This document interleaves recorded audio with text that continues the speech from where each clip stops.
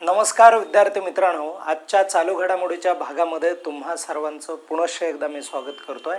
आणि आजच्या भागामध्ये आपण आज जे या ठिकाणी बघायचे प्रश्न आहेत ते प्रश्न परीक्षाभिमुख असणार आहेत, म्हणून कुठेही जाऊ नका. आपलं लेक्चर हे व्यवस्थित बघा आणि तुम्हाला आवडलं तर या लेक्चरला कमेंट करा, लाईक करा आणि जास्तीत जास्त आपले हे जे लेक्चर्स आहेत ते शेअर करण्याचा प्रयत्न करा मित्रांनो.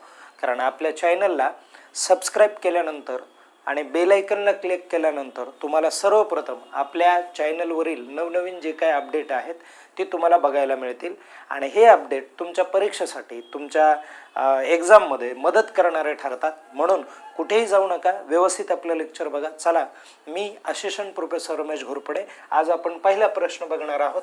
लक्ष द्या मित्रांनो, पिंपरी चिंचवड आहे आणि पिंपरी चिंचवडची जी काय महानगरपालिका आहे, या महानगरपालिकेचे नुकतेच महापौर आणि उपमहापौर ठरलेले आहेत. जर या ठिकाणी उपमहापौर जर हा शब्द आला तर इथे दिलेला नाही ऑप्शन, पण याचं करेक्ट उत्तर काय असणार आहे माहिती आहे का? तर शर्मिला, बघा व्यवस्थित समजून घ्या, शर्मिला बाबर यांची उपमहापौर म्हणून काय करण्यात आलेली, निवड करण्यात आलेली आहे. आणि महापौर म्हणून कुणाची निवड करण्यात आली? रवी लांडगे यांची महापौर म्हणून निवड करण्यात आलेली. आणि हे दोन्ही प्रश्न तुमच्यासाठी गरजेचे असतील. ज्या ज्या लोकांनी पुण्याचा फॉर्म भरलाय अशांना तर हे लक्षामध्ये ठेवायचं आहेच. ओके, लक्षात ठेवा. आपण जाऊयात पुढे, लक्ष द्या. त्यानंतर पुढचा मुद्दा बघूयात. ऑस्ट्रेलिया ओपन 2026 ही स्पर्धा आहे, ऑस्ट्रेलिया ओपन 2026. आणि या स्पर्धेमध्ये पुरुष एकेरी विजेता किंवा पुरुष गटाचा एकेरी विजेता कोण ठरलेला आहे? तर त्याचं करेक्ट उत्तर काय आहे? तर कार्लोस अल्काराज अशा पद्धतीने हे खेळाडू आहेत. आणि हे कोणत्या देशाचे आहेत ते मला एकदा कमेंट करून सांगा, म्हणजे तुमच्यासाठी एक नेक्स्ट जो काय प्रश्न आहे तो तयार होईल. ऑस्ट्रेलियन ओपन 2026 महिला एकेरीमध्ये कोणत्या महिला खेळाडूने विजेतेपद जिंकलेलं आहे? तर याचंही करेक्ट उत्तर काय आहे? तर येलेना रिबाकिना असं उत्तर आहे. आणि येलेना रिबाकिना यांनी कुणाला हरवलेलं आहे? तर इगा स्वियातेक यांना हरवलेलं आपल्याला बघायला मिळेल. पुढे जाऊयात. बघा, तर कार्लोस अल्काराजने ऑस्ट्रेलियन ओपन 2026 जिंकून कोणती कामगिरी प्रामुख्याने साध्य केलेली आहे किंवा कोणती कामगिरी सिद्ध केलेली बघायला मिळेल? तर करिअर ग्रँड स्लॅम अशा पद्धतीचा हा जो मानांकन आहे ते त्याला मिळालेला आपल्याला या ठिकाणी लक्षात येईल. आता आपण पुढे जाऊयात. ऑस्ट्रेलियन ओपन 2026 पुरुष एकेरी अंतिम सामन्यामध्ये उपविजेता म्हणून विजय कुणी प्रामुख्याने मिळवलेला दिसून येतोय? तर नोवाक जोकोविच या खेळाडूने प्रामुख्याने मिळवलेला आहे. ओके, चला. नंतर 9वा केंद्रीय अर्थसंकल्प 2026-27 साठी मांडला गेलेला आहे.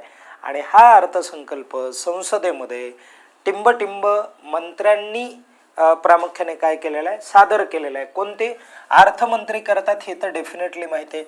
मग भारताच्या अर्थमंत्री कोण आहेत? तर निर्मला सीतारामन या आहेत. निर्मला सीतारामन यांनी काय केलेलं आहे? तर भारताचा जो काय अर्थसंकल्प आहे हा अर्थसंकल्प या ठिकाणी मांडलेला बघायला मिळतोय. ओके, पुढे आर्थिक वर्ष हे जे आहे ते 2026 आणि 2027 हे आर्थिक वर्ष जे असणार आहे, या वर्षासाठी राजकोषीय तूट, ज्याला आपण इंग्लिशमध्ये फिस्कल डिफिसिट असं म्हणतो. मग हे जे फिस्कल डिफिसिट आहे ते जीडीपीच्या जीडीपीच्या किती टक्के ठेवण्याचं जे काय लक्ष आहे हे लक्ष या ठिकाणी केलेलं दिसून येत आहे. तर ते प्रामुख्याने 4.3% ठेवण्याचं लक्ष इथे केलेलं आहे. नंतरचा प्रश्न बघा, कॉस्ट ऑफ लिव्हिंग इंडेक्स जो आहे हा कॉस्ट ऑफ लिव्हिंग इंडेक्स 2026 मध्ये काय केला? प्रदर्शित करण्यात आला. आणि कॉस्ट ऑफ लिव्हिंग इंडेक्सचं काम असतं हा इंडेक्स काय करतो माहिती आहे का? की जगामधले जे महागडे शहर आहेत त्या शहरांची यादी प्रसिद्ध करतो. आणि या महागड्या शहरामध्ये आपण जर विचार केला तर मुंबईचा जगामध्ये कितवा क्रमांक आहे? जगाच्या यादीमध्ये मुंबई हे जे शहर आहे हे कितव्या क्रमांकाला येतं? तर हे प्रामुख्याने 245 एवढ्या क्रमांकाला काय येतं ते शहर. आणि जर आपण न्यूयॉर्कचा विचार केला किंवा जगामध्ये सर्वात महागडे शहर कोणत्या देशात आहेत, तर ते स्वित्झर्लंडमध्ये आहेत. कुठे आहेत लक्षात घ्या, इथे असं लिहितो स्वित्झर्लंड, हे लक्षात राहू द्या. स्वित्झर्लंडमध्ये सर्वात महागडे शहर बघायला मिळतात. आणि जर न्यूयॉर्कचा विचार केला तुम्ही, न्यूयॉर्क, आणि हे जे न्यूयॉर्क शहर आहे हे कुठे आहे रे बाबा, तर हे USA ला आहे. कुठे आहे, USA ला आहे, लक्षात राहू द्या. बघा अमेरिकेला हे शहर आहे. ओके, क्लिअर करा. अशा पद्धतीने हा इंडेक्स काय केलेला आहे, पारित झालेला आपल्याला बघायला मिळतो. आणि ही अशी माहिती आहे. ओके, भारतातलं महागडं शहर जर कुणी विचारलं तर ते मुंबईत तुम्हाला सांगावं लागेल. आता त्यानंतर बघा, चर्चेत असलेलं एक पुस्तक आहे आणि ते मुळात तर आत्मचरित्र आहे आणि खूप प्रसिद्ध झालेलं हे आत्मचरित्र आहे. आणि यामध्ये काय केलेलं आहे, तर त्याचं नाव बघा, 4 स्टार्स ऑफ डेस्टिनी नाव आहे. 4 स्टार्स ऑफ डेस्टिनी. 4 स्टार्स म्हणजे हे आर्मीचं आहे, 4 स्टार ऑफिसरचं आहे पुस्तक, आणि म्हणून तसं ते नाव दिलेलं आहे. आणि ज्यांचं नाव काय आहे एकदा क्लिअर करून घेऊयात आपण. तर त्यांचं नाव आहे, जनरल आहेत ते, मनोज मुकुंद नरवरे अशा पद्धतीने नाव आहे. आणि यांनी ते पुस्तक काय केलंय तर लिहिलेलं आहे. ते अनपब्लिश बुक आहे, ते काय पब्लिश झालेलं नाही आहे, होऊ दिलं नाही. कारण सरकारने का होऊ दिलं नाही माहिती आहे का, कारण या पुस्तकामध्ये एक वास्तवता आपल्याला दिसून येते. चायना आणि भारत हा जो देश आहे, या दोन्ही देशामधले जे सीमावाद आहेत, हे सीमावाद अतिशय प्रखरतेने आपल्याला मांडलेले इथे बघायला मिळतात.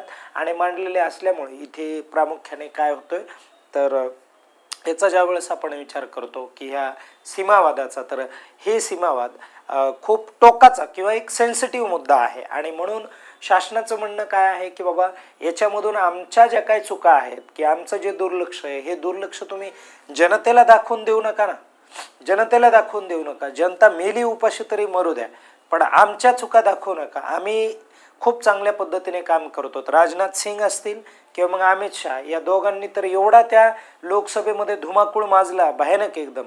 राहुल गांधीने या पुस्तकाचा संदर्भ दिला होता आणि मग संदर्भ लोकसभेमध्ये दिला, तर संदर्भ दिल्यानंतर ऐकणं तर गरजेचं आहे ना किमान.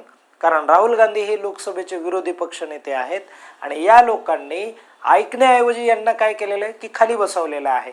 ओम बिर्ला हे लोकसभेचे अध्यक्ष आहेत, ओके, सभापती तुम्ही म्हणता त्यांना. तर ओम बिर्ला यांनी काय केलं की टाइम आउट झाला म्हणून खाली बसवलं. बिलकुल म्हणजे बोलण्याची संधी नाही आहे.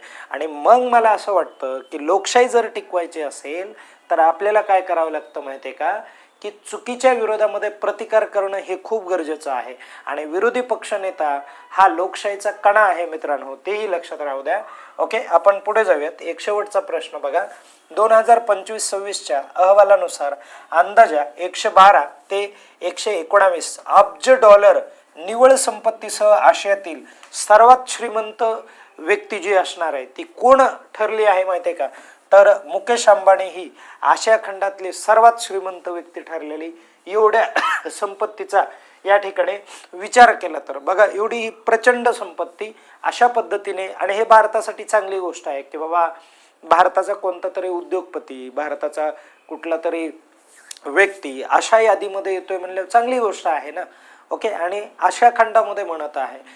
ओके, अशा पद्धतीने आपले हे प्रश्न असतात. त्यासाठी आपल्या चॅनलला मित्रांनो आवर्जून सांगतोय सबस्क्राईब करा, कारण मी नवनवीन जे काय लेक्चर्स आहेत ते अपलोड करणार आहे आणि त्यासाठी तुम्हाला त्याचा फायदा होईल. धन्यवाद.